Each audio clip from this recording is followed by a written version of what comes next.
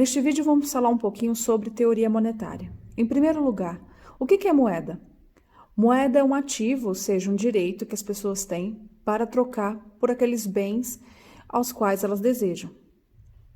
A moeda é a única mercadoria que dá ao seu possuidor a vantagem de troca por todas as demais mercadorias. A moeda hoje tem três funções principais. Primeiro é meio de troca. Como eu já expliquei, com a moeda você pode adquirir todos os bens que você deseja. A outra função da moeda, unidade de conta. Então, por meio da moeda, todos os bens da economia vão ser precificados. No nosso caso, nós temos a moeda real. Então, todos os bens da nossa economia, bens e serviços, serão precificados por essa moeda, né, que é o real. E por último, reserva de valor.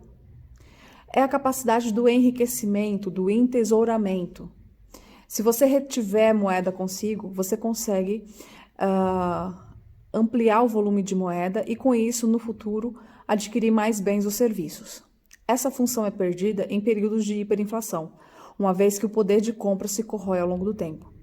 A gente tem esses dois tipos de moeda, né, para ser mais didático, a moeda manual e a moeda escritural bancária. A manual, como eu já falei, representada pelas moedas e pelo papel moeda, né, e a moeda fiduciária em si, e a moeda escritural bancária, representada pelos depósitos à vista no banco, né, questão de débitos e créditos no banco. Vejam que o depósito à vista é a moeda, não o cheque. O cheque é um instrumento que a gente utiliza para retirar, para fazer as transações, fazer uma transferência, né, entre uma conta e outra. O cheque em si não é moeda. Assim como o cartão de crédito, o cartão de débito não é moeda. É um instrumento que a gente utiliza para fazer pagamentos. Mas a moeda em si é o que está depositado no banco, na conta corrente. Então, moeda, como eu falei, são esses dois tipos. A gente chama de M1, tá? O papel moeda em poder do público e os depósitos à vista, né? Então, essa aqui é uma das mais importantes que a gente utiliza, né? Esse conceito de M1. Guardem isso, M1. Os demais, estou passando para vocês a título de curiosidade, de conceito, mas o mais importante é o M1, que é o papel moeda em poder do público, né? Que é o M0, papel moeda em poder do público, mais os depósitos à vista. Isso é moeda. Ah, professora, mas e aquilo que eu coloquei na caderneta de poupança, ou num título, um CDB, ou num título público? Isso não é moeda? Não, isso é quase moeda. O conceito de moeda tem a ver com a liquidez, com a capacidade de se converter em bens e serviços de maneira rápida e com o menor custo possível. Quando você coloca, né, em títulos de renda fixa, em caderneta de poupança, em outros fundos, né, títulos públicos, você não tem mais a mesma liquidez do que ter dinheiro na mão ou ter dinheiro na conta bancária. Às vezes você tem um prazo para que esse dinheiro caia na sua conta. Às vezes, se você for resgatar antes do tempo, você tem uma perda de valor, né? Então, isso não é moeda, a gente chama de quase moeda. Moeda mesmo é o que está na mão, né? Então, papel moeda e as moedas metálicas, que é o conceito de papel moeda em poder do público, e os depósitos à vista, que é aquilo que está na conta corrente dos bancos comerciais. Tá bom? E aqui essa ordem, né, do M0 até M4, se refere à liquidez, né? Do mais líquido, que é a capacidade de conversão em bens e serviços, até o menos líquido, que é o M4. Tá?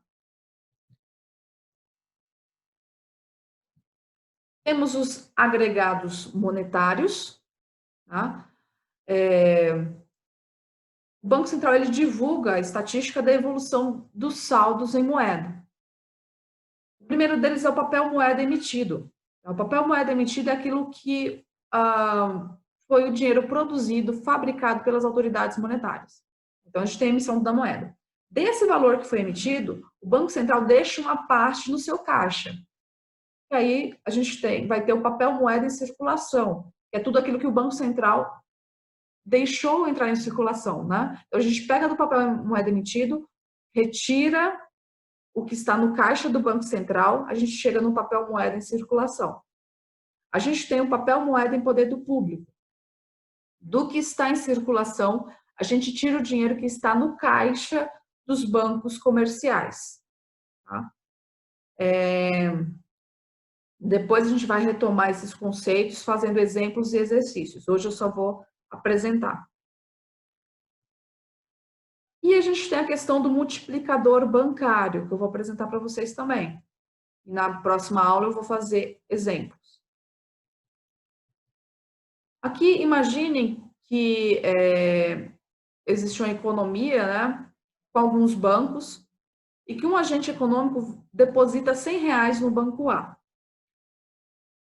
E esse banco, né, ele e todos os demais bancos, tudo que é depositado nesses bancos é deixado como reserva bancária 20% e o restante é emprestado. Tá? Vou mostrar aqui para vocês um pouco de contabilidade, né? Então, imaginem que entrou R$100 na economia. Nesse exemplo, os agentes econômicos não retêm nada de moeda. Tudo que chega na mão vai lá e deposita no banco. Então, a gente tem no passivo do banco, né, o valor de 100, porque é a obrigação que o banco tem para conosco. Como que ele vai utilizar, né, no ativo esse 100?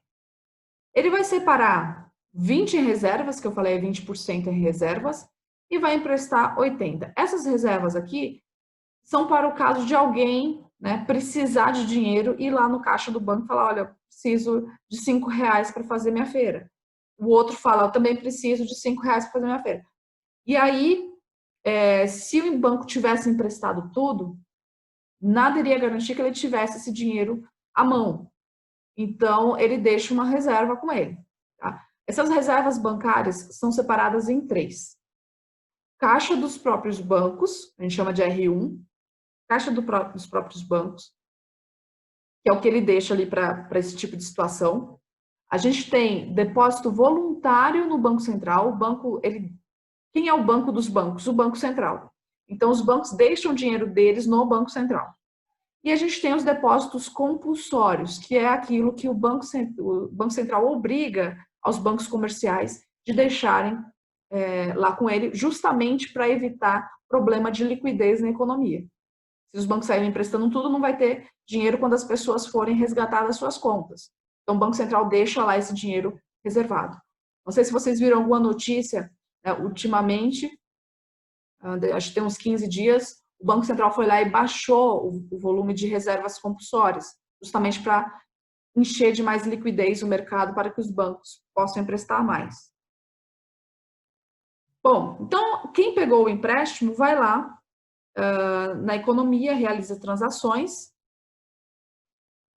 Quem pegar esse dinheiro, deposita no banco dele, né? E aí o banco B vai e separa 20% em reservas, empresta 64%, vai para a economia. Aí quem pegou esse dinheiro vai no banco C, deposita, e aí tira 20% com reservas, empresta o resto, e isso vai acontecendo até, digamos que esse 100 inicial aqui sumir, tá? Ele vai se extinguir, vai chegar um momento que não vai ter mais dinheiro, porque isso vai reduzindo. Ou seja, eu tenho aqui não apenas R$100 circulando na economia, eu tenho 100, que é esse direito da pessoa que depositou nesse banco. Esses 80 também são um direito dessa pessoa que depositou nesse banco. Esses 64 também. Isso vai indo, né? Até a gente ter um total de empréstimos de R$400 a partir daqueles 100. Ou seja, eu tenho um total de depósitos de R$500. Bom, vamos falar um pouquinho então sobre as funções do Banco Central. Quem é o Banco Central? O Banco Central é um banco que detém o monopólio da emissão de moeda, ou seja, só o Banco Central pode imprimir dinheiro. O Banco Central também é o banco do governo. É o Banco Central que representa o governo no exterior. É lá que o governo deixa os seus depósitos, no caso, a arrecadação do tesouro. O Banco Central também é o banco dos bancos. Então, quando a gente fala que o Banco Central é o emprestador em última instância, quer dizer que os bancos, quando passam por aperto e precisam recorrer a alguém, em última instância eles vão recorrer ao Banco Central. Tá? A gente depois vai explicar um pouquinho essa operação. Os bancos comerciais deixam também depósitos no Banco Central. Tá? O Banco Central ele é o regulador de todo o sistema financeiro, ele que dita as regras, ele fiscaliza. Instituições que estão decretando falência no sistema financeiro, é o Banco Central que cuida disso, para decretar de fato a falência. E o Banco Central é o executor da política monetária. Tá? Como que ele executa a política monetária? Ele tem alguns instrumentos. Com relação aos instrumentos de política monetária, o Banco Central ele pode recorrer basicamente a 4 instrumentos. Tá? A política monetária, então, é para regular a oferta de moeda e crédito. E quando o Banco Central ele interfere na economia com política monetária, ele vai estar incentivando a atividade econômica, quando está injetando moeda, quando está oferecendo, ou possibilitando a oferta maior de crédito, e ele vai desincentivar a economia quando ele reduz a oferta de moeda e de crédito nessa economia. Para isso ele tem alguns instrumentos. O primeiro deles, emissão de moeda propriamente dita. Ele pode imprimir mais ou menos moeda e isso vai acabar aumentando a liquidez de todo o sistema, e com isso as pessoas com mais dinheiro na mão, elas adquirem mais produtos, isso acaba incentivando a economia. É claro que depende de qual nível a atividade econômica esteja, porque pode ser totalmente revertido para a inflação, um incentivo como esse. Agora, se a economia está com a atividade fraca, isso pode ser uma injeção de ânimo, O governo pode, o governo que fala o Banco Central, ele pode alterar a taxa de redesconto, tá? O que seria a taxa de redesconto? Os bancos comerciais, eles emprestam entre si no mercado intrabancário quando ficam com alguma operação a descoberto aí no final do dia. Quando eles não conseguem captar entre os seus parceiros, entre os outros bancos, eles recorrem, em última instância, como já falamos, ao Banco Central. Para isso, o Banco Central cobra uma taxa, que é a taxa de redesconto. Conforme ele aumenta essa taxa de redesconto, fica mais caro o crédito aos bancos, consequentemente, na ponta também fica mais caro.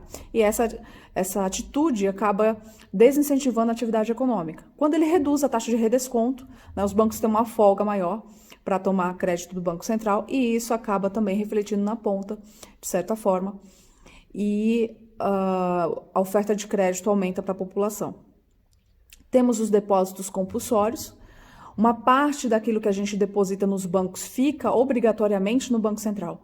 Então, os bancos, quando nós depositamos os depósitos à vista, existem 3 reservas. Uma fica no caixa dos próprios bancos para fazer frente às nossas necessidades diárias. A outra parte fica voluntariamente no Banco Central, que os bancos escolhem deixar lá, e uma outra parte que é o depósito compulsório, então é uma reserva que obrigatoriamente os bancos têm que deixar no Banco Central. Então, conforme ele aumenta essa reserva, esse depósito compulsório, vai sobrar menos recursos para os bancos emprestarem, então isso reduz a oferta de crédito na economia. Quando o Banco Central reduz o valor que tem que ser deixado como depósito compulsório, ele acaba incentivando, então, a economia, porque vai sobrar mais recursos para os bancos emprestarem. E, por último, a gente tem as operações de open market, que são as operações de compra e venda de títulos públicos. Então, o Banco Central detém títulos de dívida pública e ele pode entrar no mercado secundário comprando e vendendo título público para as pessoas. No momento em que ele vende título público para as pessoas, ele capta reais, e isso faz com que a oferta de dinheiro em circulação se reduza. Quando ele compra títulos públicos na mão das pessoas, é a operação inversa, ele está injetando mais dinheiro na economia. Então, vai estar injetando dinheiro aí vai ter mais dinheiro em circulação. O sistema financeiro, ele basicamente é formado por instituições bancárias e instituições não bancárias. O que seriam as instituições bancárias? São aquelas que podem receber depósitos à vista do público. Entram aí os bancos comerciais, que a gente já conhece, as caixas econômicas, né, o Banco do Brasil, então não só os bancos privados, mas também os bancos públicos, as fintechs que têm surgido, né, que podem receber depósitos à vista. Agora, do outro lado, as instituições não bancárias são aquelas que não podem receber depósitos à vista do banco. Então, você não pode abrir uma conta corrente nesse tipo de instituição financeira. Elas podem ser, por exemplo, seguradoras, empresas de crédito, fundos imobiliários, né? Então, bancos de investimento, só que é um banco de investimento direcionado especificamente para trabalhar os fundos, os recursos em um determinado setor específico, mas você não pode abrir uma conta corrente nesse banco.